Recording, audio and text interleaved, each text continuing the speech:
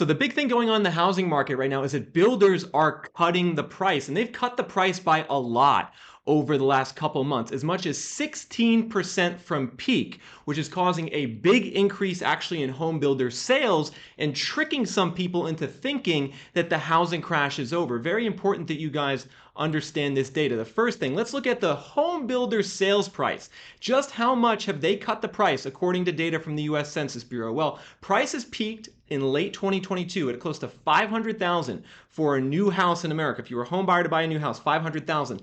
That's now down to 416,000 according to the US Census Bureau, a 16% decline from peak, which is a much faster downturn than what we actually saw in 2007, 2008 during that last crash. So I see lots of people out there who are bullish on the housing market try to say, there is no downturn, there is no crash. Well, that's wrong, everyone. The builders are showing you that there is a downturn. That's why they've had to cut the price.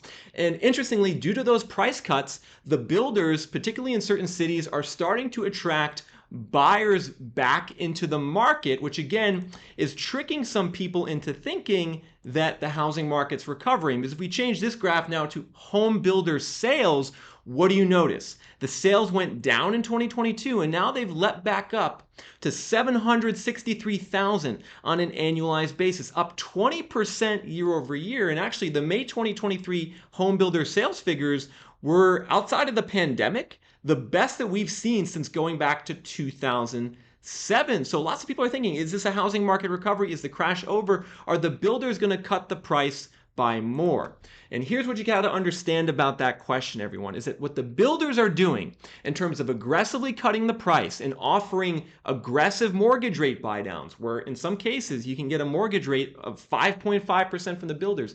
They're showing you what's going to happen in the housing market more broadly over the next couple of years. So rather than it being an indication that the crash is over, no, the success of builders is showing you what needs to happen in the rest of the housing market to bring buyers back into the market. And so one important thing to understand about this data especially is that builders are a small percentage of the market. So if we go to this graph and compare home builder sales to existing home sales, what do you see? Well, the builder sales are a fraction of the existing home resales. And so this is that increase in builder sales scale to how many sales overall there are in the market. And what do you notice? Well, home buyer demand on existing homes is still collapsed. It's at 4.3 million on an annualized basis. That's 2008 crash levels in terms of home buyer demand going on existing sales, which again shows you that the housing market overall has not recovered. The fact that existing sales are this low shows you that we are still in a housing downturn. Buyers are out of the market. Yes, the builder sales are back up. Builders are now up to 15% of total sales in the market, but that means the other 85% of the market is still in a crash stage. And the reason is because it's simple, folks. Sky-high home prices combined with 7% mortgage rates, the mortgage rates just went back to 7%. That gives basically horrific home buyer affordability for buyers in today's market in 2023. I mean, the home price to income ratio, the home price to rent ratio, house payment as a percentage of median income.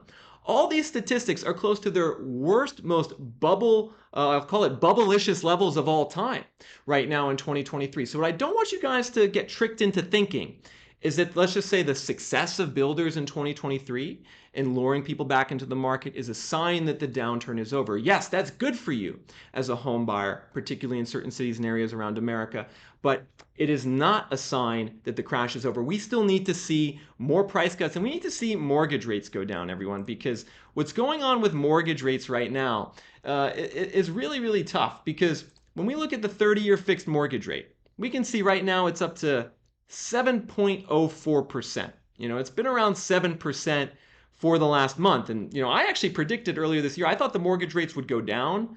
They haven't gone down. They've basically stayed at this level now going back to late 2022. And really this is due to the Federal Reserve interest rate hikes. Powell just came out and said, yeah, we're not going to hike this time, but we might do 2 more hikes for the rest of the year, pushing the short-term interest rates up to close to 6%. So if the short-term rates are up to 6%, the mortgage rates are going to be around 7%.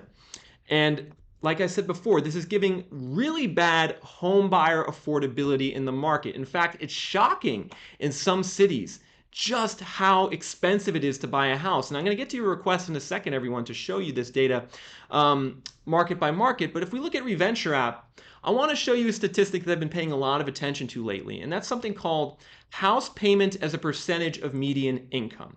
And what this does in a market like Dallas is we take a look at how much the typical home buyer has to pay for a house, whether it's a builder or an existing home. That's $33,000 a year in their payment in Dallas, divided by the median income, which is $81,000. That's 41% house payment to median income level today in Dallas, when the long-term average, look at this everyone, is 24%. So going back to 2005, in Dallas, on average, the home buyer spent around 25% of your gross income on your payments if you're a home buyer in Dallas. Now it's 41%. Does that look sustainable to you, everyone, on this graph? Obviously not. And there's three ways that this graph can get fixed to make it more affordable. One is that prices could go down. Another is that mortgage rates could go down. And another is that incomes can go up. And so what do we think the likelihood of all those things happening is? Well, incomes, yeah, they're going up a bit. 3-4% year over year income growth, but that's not a lot.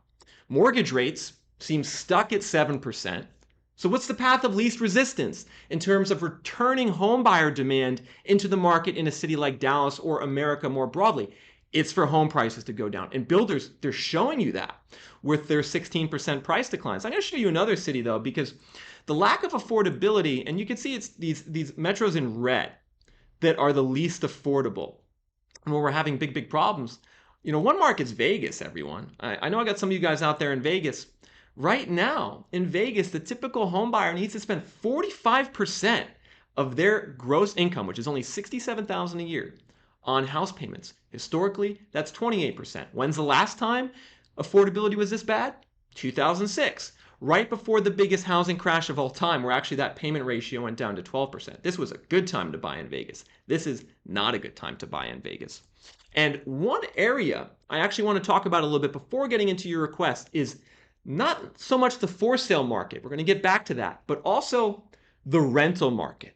Because there's lots of issues I see now cropping up in the rental market, particularly with Airbnb. I talked about that last week, but also with Wall Street landlords and institutional landlords. Because there's some distress now showing up in the rental market, which historically is a sign if the rental market has issues, the for sale housing market's eventually going to have issues. And let me show you guys what I'm talking about. I just pulled some of this data this month tracking inventory.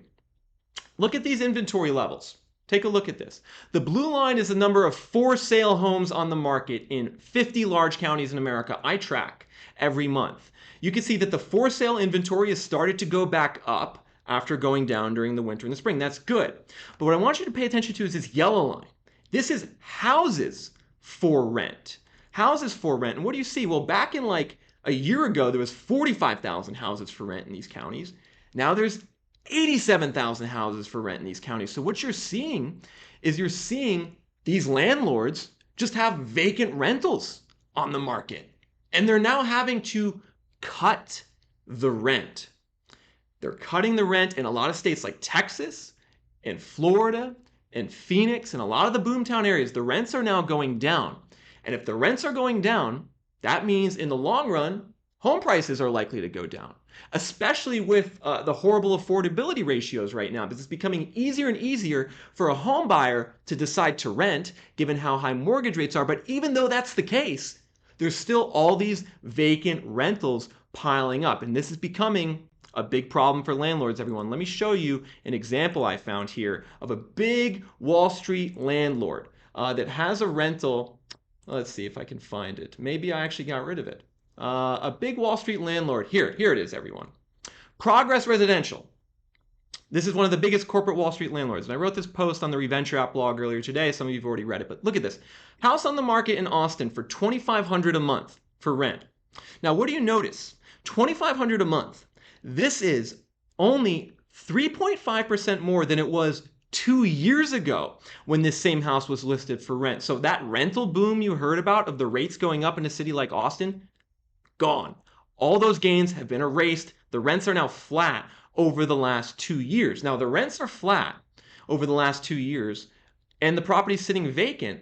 At the same time, everyone, take a look at this, that the property taxes on this property have gone from $6,000 a year to $9,300 a year, plus 60%, according to data from the Travis County Tax Assessor website. So Progress Residential, corporate Wall Street landlord, rents that are flat or going down, sitting vacant, but at the same time, their property taxes are up 60%. And I did some back of the envelope calculations. How much money is this Wall Street landlord making on this rental? Well, maybe around $12,000 when you net out all the expenses, which is a minuscule 3.1% cap rate based on what they bought it for in June 2021 or April 2021. They're only getting a 3.1% return when the 2-year US Treasury yield is yielding 4.9% return. So let me summarize why this is important. I know you guys are looking to buy a house, maybe from a builder or an existing home. Why am I talking about the rental market? I'm talking about the rental market because the surge in inventory on the rental market is telling you that housing demand in general is dropping. And the declining rents that we've started to see and will continue to see is also telling you that inflation is likely to decelerate, and it's going to tell you that home prices, eventually, they're going to have to come back down to meet the level of rents. Because let me show you another data point on this that has me convinced here. So if we go further and look at a statistic called home price to rent ratio from Trading Economics, this is looking at the ratio of home prices to rents in America. Well, what do you see? Home price to rent ratio today is at the highest level of all time, meaning that the home prices grew more than the rents. Only one other time in US history was the home price to rent ratio ever this high. 2006. What happened in 2006? Big crash. Two other times that we had a kind of an increase in home price to rent ratio was in the 70s. And what happened in the 70s was home prices didn't crash, but rather rents went up to meet home prices. Well, what's going to happen now? Because this excessive home price to rent ratio is not going to last. Either home prices go down or rents go up. And right now, rents going up does not look very likely given the deluge in vacant rental inventory of houses and also of apartments on the US housing market. And I'm going to get back to more of this in a second, but I think what I want to show you now and what I'm sure you guys want to know, I'm looking at you in the comment section here. Let's look at where home prices have gone in different cities in America, not just by builders, but in general. Where are prices trending in your city? And start requesting some different cities in the chat here, guys. I'm live. I'm going to take your request, but let's look at home value growth year over year on Reventure app. Looking at the markets where home prices are up and home prices are down. And what I want you to pay attention to, in blue, home prices are down over the last year. So in Vegas, down by 5.4%. In Dallas, they're down by 1.5%. That's not that much. A little decline in Dallas. In Austin, they're down by 9%. Really, one fun thing to do here is actually on Reventure app, if you go to the filters, let's just look at only metros where prices went down. Ooh, okay, what do you notice? Only metros where prices are down year over year. You draw a line in the middle of America, and then you go west. And that's where the prices are down. California, Utah, Washington, parts of Texas, interestingly, New Orleans. But then really, Northeast, Midwest, and Southeast, prices are still up. You don't see any metro areas left here in terms of year-over-year declines. Now, that's year over year.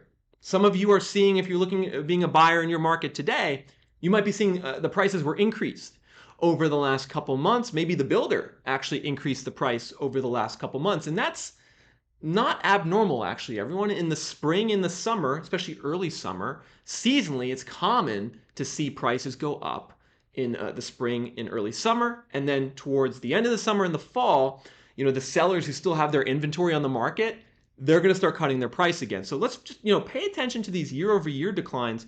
And I got some requests. Let's look at a market actually like, I'm going to start actually with the Midwest because I get some complaints I don't pay attention to the Midwest a lot. Let's look at Columbus, Ohio here on Reventure app and see what the home prices are looking like. They're up 4% year over year, which is still pretty good. That's better than the US average. And you can see Columbus has been on a run. really since like 2015. It's been 7%, 8%, 15%, 14%. Now it's down to 4%. The question is, can Columbus sustain this, everyone? I mean, I don't know. I think it's a more affordable market. But if I look at my over undervalued percentage chart, I see Columbus is now approaching 25% overvalued. So I think this is a market that could have a correction, although I don't think the correction is going to be as bad as some other cities. What about, in addition to Columbus, if we look at a market like Pittsburgh? Pittsburgh is a market I actually kind of like because it's not as much of as a bubble market. You can see Pittsburgh's stable, everyone. 5%, 5%, 5%, going all the way back to 2000, right?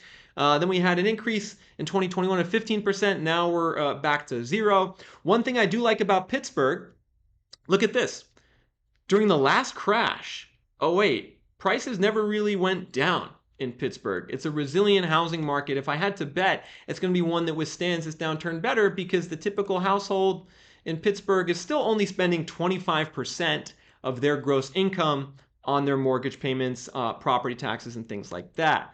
Let's see, what else, everyone? Oh, I got a request for Boise, Idaho. We got to look at Boise, everyone, because this is a market. If you guys remember, actually like 2 years ago when I first started posting on YouTube, I don't know how many of you guys have been with me for the last 2+ years. I have 400,000 subscribers now, but I know I got some OGs in the comment section watching this video, but Boise was the housing market that I kind of like called first as a bubble. It was Boise and Austin back in like early to mid 2021. I said these markets are bubbles, and sure enough, those have been the two markets that have kind of crashed first. We can see values in Boise are down. What do we see here? It's 8.6% year over year. We go to the graph section, yeah, minus 9% year over year in Boise. Of course, we had a crazy run up, so values in Boise still have to go down by more to be affordable. You can see, this market got hit decently hard in the last crash, minus 16%, minus 9%. But this is a place that I still think, if I go to my over undervalued percentage, it's not as overvalued as it was a year ago, but still 27%. So I still think we have pain coming for the Boise housing market into the future. Let's see, what else do we got, everyone? What other cities do you want me to look at? Oh, this is an interesting one. Fort Myers. Let's zoom on over to Florida, because I know a lot of you guys, I'm going to actually zoom in on Florida here so you can see it more closely. And by the way, guys, this is on Reventure app. This app right now is free for everyone to use, free for a limited time. So I would encourage you, after you watch this video, go to www.reventure.app and look at this data for yourself. I got a request for Fort Myers. So you could see Cape Coral, Fort Myers metro area. The values, look at this. Boom! They surged during the pandemic. And now they're basically like flat over the last year. Now, what worries me about Cape Coral and Fort Myers is its history, everyone. One thing to pay attention to, what's the history of your housing market? This housing market also boomed in the mid-2000s and then had a brutal downturn where values went down. I mean, look at this, from 309 to 128. I mean, what is that, everyone? Let's do some quick math. That's like a 60% decline in 5 years. And I don't think another 60% decline is coming for Cape Coral. That's too much. But, 25% overvalued. Could there be a 20% decline in prices mixed with a 5% increase in wages that returns the market to affordability? Yeah, that could happen as well. I'm going to get into more requests in a second. But before that, I got to address something related to the Airbnb crash. A lot of you watched the video I did last week talking about the Airbnb crash and the revenues being down in a lot of different cities across America. And I don't know if a lot of you guys noticed, but I did a tweet this week that went pretty viral, actually, on this Airbnb crash. It got, let's take a look at this, everyone. This tweet got 35 million views on Twitter and absolutely blew up. I've been getting requests for interviews about this and talking about this. And what's very interesting is there's now some controversy involved because Airbnb came out and said that they don't agree with the data, that the data I showed from a company called All the Rooms, a data service provider, Airbnb is saying they don't agree with that data. And there's this big controversy about, what's right and what's not right. And to be honest, I don't know at this point. I'm trying to figure it out. And I actually talked to Airbnb today, and I emailed them, and I requested that Airbnb actually provide their own data on these markets with the biggest declines in Airbnb revenue so we can figure that out. And so I'm probably going to do an update video in the next week or so on the Airbnb crash, hopefully with more data from Airbnb as well as another company called AirDNA, so you guys can really understand the truth about how much these revenues have declined. But Yeah, so that's coming in the next week, but let's just talk more about, the housing market overall. And actually, I want to talk about back to the builders for a second. So they've cut the price by 16%, which I talked about before. But the other thing the builders are doing, which you got to pay attention to, is the mortgage rate buy down. So right now, the prevailing 30-year fixed mortgage rate is 7%. But if you go to some of these builders, they're giving you rates well below 7%. So for instance, D.R. Horton, the biggest builder in America, you go on their website right now, they have advertised here, look at this, 5.5% fixed rate FHA mortgage, where basically you only need a 3.5% down payment. Hold on, I'm going to zoom in on that so you guys can see that. 3.5% down payment to get a 5.5% rate. They also offer 5.75% rates. And so, no wonder these builders are attracting home buyers. They cut the price, and then they're offering mortgage rates maybe 1 to 1.5% below what the market mortgage rate is. What I think the question this brings is that sustainable? The builders have basically like crafted and cut out their own market. Like the builder housing market is completely different from the 85% existing resale home market. That's a completely different market than the builder market. How long can they basically pay for these mortgage rate buy downs, which are expensive? I think they're around like 10 grand. Don't quote me exactly on that, but 10 grand for the full term mortgage rate buy down, and then keep cutting the price. I mean, that's great for the buyers, but I'm a little skeptical of how long the builders can do that, especially because their income levels are starting to go down. I was actually taking a look at who was it? I was taking a look at Lennar. I was looking at Lennar's income from their most recent financial report. Their income's down 35% year over year, everyone. Lennar's income is down 35%, but their stock price, take a look at this. Over the last year, Lennar's stock price is up 70%, even though their income is down by 35%. Why is that happening? Why is Lennar's stock price going up when its income is going down due to the fact that it's cutting the price and giving away these mortgage rate buy downs? Well, I mean, I'll give you my opinion, everyone. I think there's like the bubble mentality has re-entered the markets, especially the stock market. I mean, the S&P 500 is like rallying, it's booming. Lots of people think like there's no recession.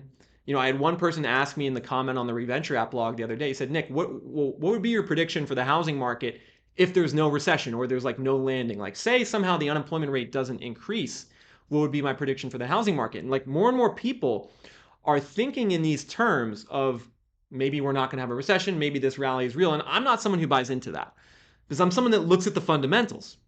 I look at what are home prices, what are incomes, what are mortgage payments, what are incomes, what's the overall debt burden in the US economy versus like how much interest now is going up. And you hear about all these companies now that are going to corporate defaults and bankruptcies because the interest rates are going up.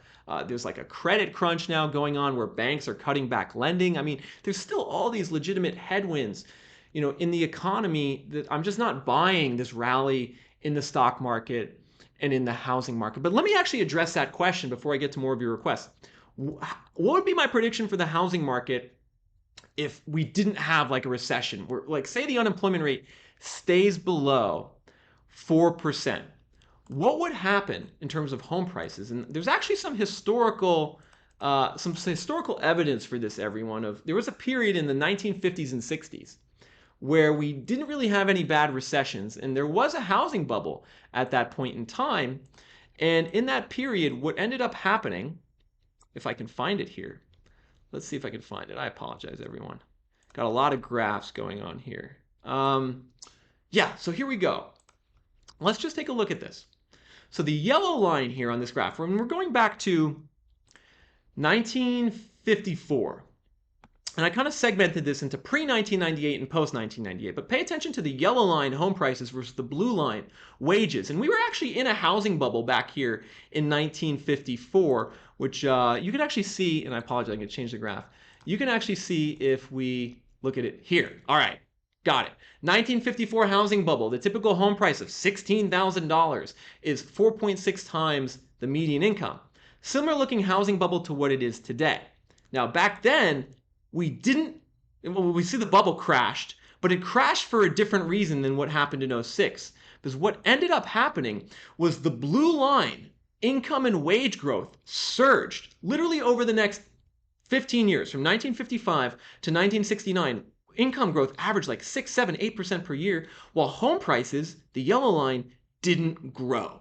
Home prices literally didn't grow for almost 10 to 15 years back in that bubble. So what could happen, theoretical, is that if there's no recession and no forced selling, which I think there will be, but say there isn't, what could happen is maybe what happened in the 50s and 60s, where incomes just grow for 15 years and home prices don't grow. That's something that could slowly return affordability to the housing market in a way that we don't see a cataclysmic crash in prices. However, I don't think that's going to happen because there's just too many headwinds right now in the economy. There's too many there's too many sources of bad economic news. We're seeing all these layoffs. We see all this debt, the most aggressive Federal Reserve interest rate hike regime in 40 years. I mean, all of those things, low consumer sentiment, all those things always lead to a recession. So I think we will see home prices decline in nominal terms, but it is interesting to know that in the 50s and 60s, this thing happened where prices actually never really went down. It was just they were flat for 10 to 15 years and wages went up. All right, everyone, let's just get back, though, to some requests. I'm looking at something that's just more tangible for you guys, the changes in home prices, over the last year. What markets are seeing the biggest decline in prices over the last year versus the biggest increase?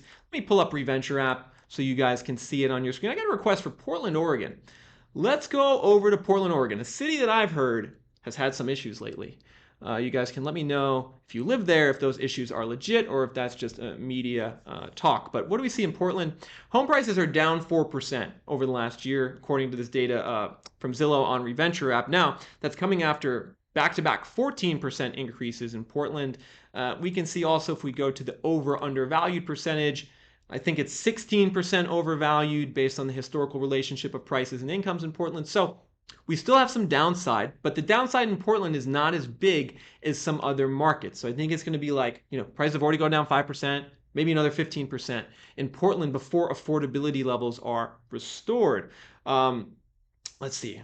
We got a great request here, actually. This is one of my favorite markets, everyone. Moving on over to the Southeast.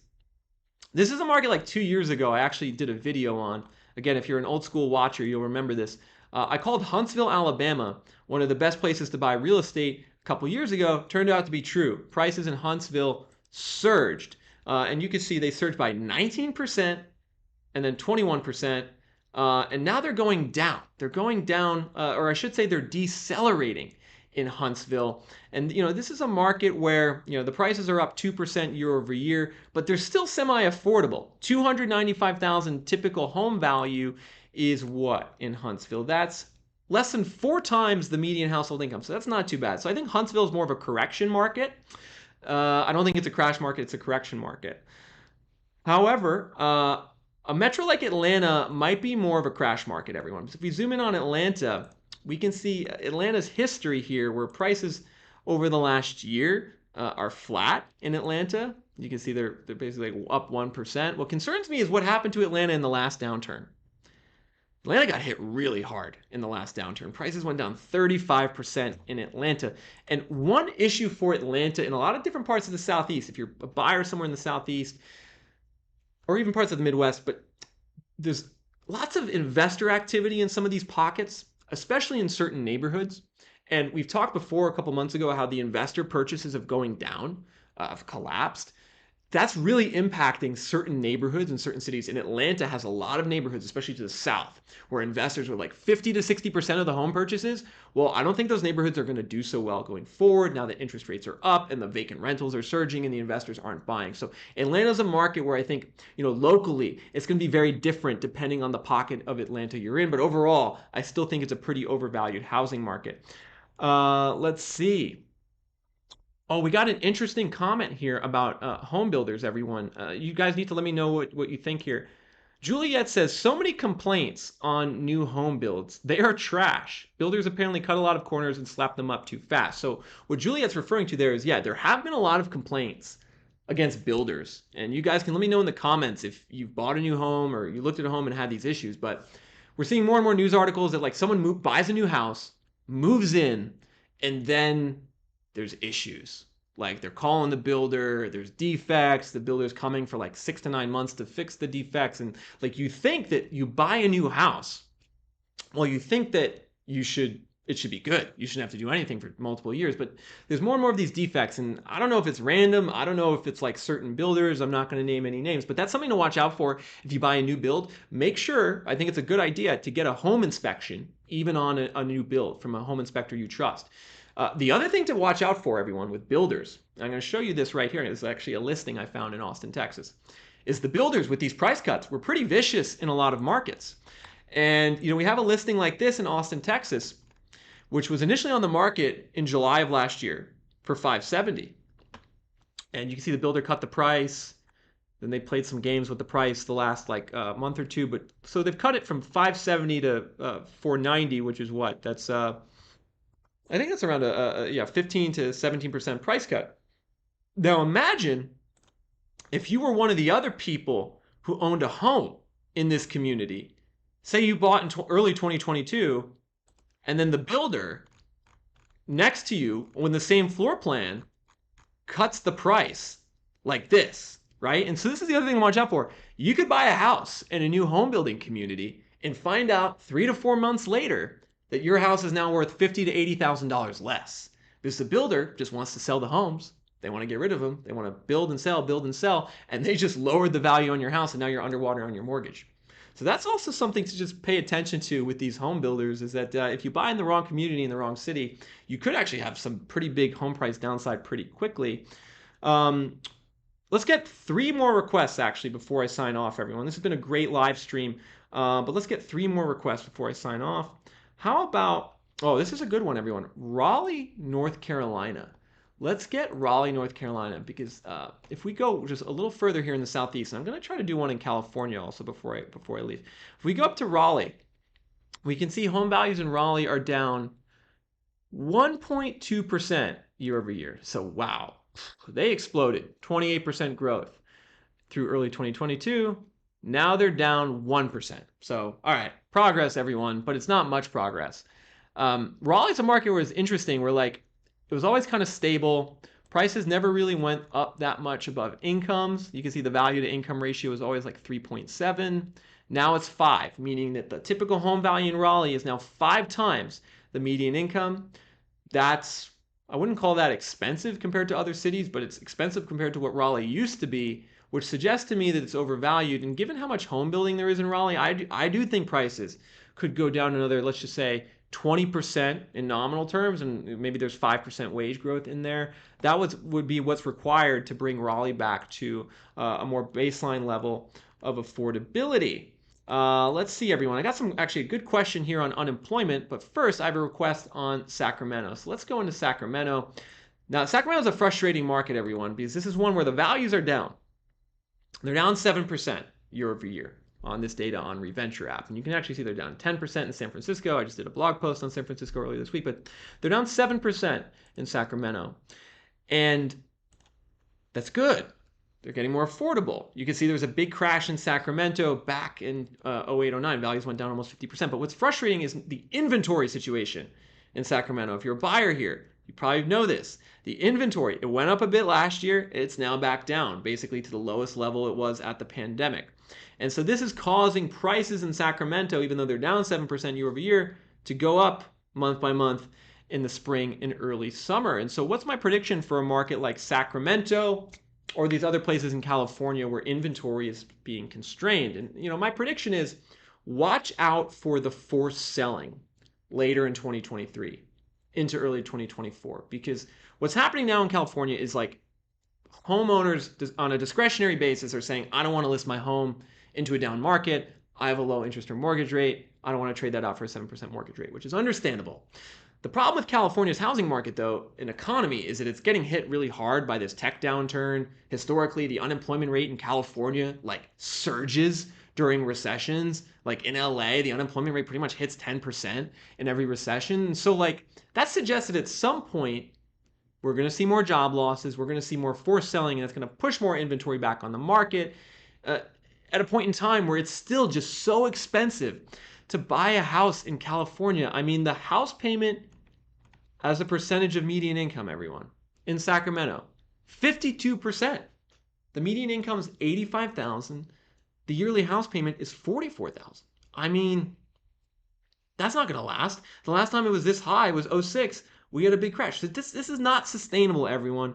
Home buyers having to pay 50% of their gross income to purchase a house. And so while it might be frustrating, that, you know, the inventory is low, just understand that the underlying dynamics and fundamentals of this low inventory, yeah, I get it. But look at this graph. This isn't sustainable. Will need to be corrected through lower prices and lower mortgage rates. I'm going to do one more request, and I'm actually going to take a question before that. Dustin asks, what do you think is most likely to trigger an unemployment rate increase? You know, with the idea, I think, being that the unemployment rate increase will cause more forced selling. What will trigger that? That's a great point, Dustin. I don't totally know what's going to trigger the unemployment rate increase. What I do know is that this situation of a historically low unemployment rate with historically low housing inventory is very unlikely to last. We've never been in this type of situation before in the US housing market. It is not stable. And so what I think you'll see is consumer spending decline more in the second half of 2022, or I should say 2023. You know, the student loan repayments are coming back in the fall. That's going to be a drag on spending. The bank credit crunch, the banks are cutting back loans. You'll see more companies lay people off because of that. And I think it's just going to slowly build steam until maybe there's an event that happens. Maybe, I'm speculating, maybe there's another bank that has an issue and that causes people to freak out. Something similar happened in 2008. We had like Bear Stearns in March of 2008. Everyone freaked out. Then everyone forgot about it for like 3 or 4 months. And then by September, Lehman happened. And so you don't totally know what's lurking behind there in the economy and housing market. But what we do know is that the situation of sky-high mortgage rates and payments relative to income, sky-high prices relative to rent, mixed with super low unemployment and inventory, that's just not a stable situation. It's not likely to last. All right, everyone. One more request. Well, actually, interesting. Scott says defaults are starting to rise in LA. That doesn't surprise me that mortgage defaults are starting to rise. But let's do one more request, everyone, before I got to get going. And again, everyone, all this data is available to you guys for free for a limited time on Reventure app. I also had a question, what am I going to do with Reventure app in the future? Well, eventually, folks, my plan is to monetize this somehow. A portion of Reventure app will always be free. Some level of it will always be free, but I'm trying to figure out right now like what the premium features are versus the free features and all that. But for now, it's free for everyone. One market I actually want to look at is New York. We're going to look at New York here because this is another market. New York City, Long Island, Westchester, 58% house payment as a percentage of median income. It was 56% back at the peak of the previous bubble. The real issue in New York right now is the fact that inventory is low. 32,000 homes on the market in the New York metro, was 68,000 before the pandemic. And that low inventory is causing prices to still be up 3% year over year. I do think there is going to be correction. I have New York at 12% overvalued. So I do think there's going to be correction. I don't think it's going to be a crash. Folks, if I didn't get to your request, I apologize. I'm going to do another live stream in the next week or two. Until then, this is Nick from Reventure.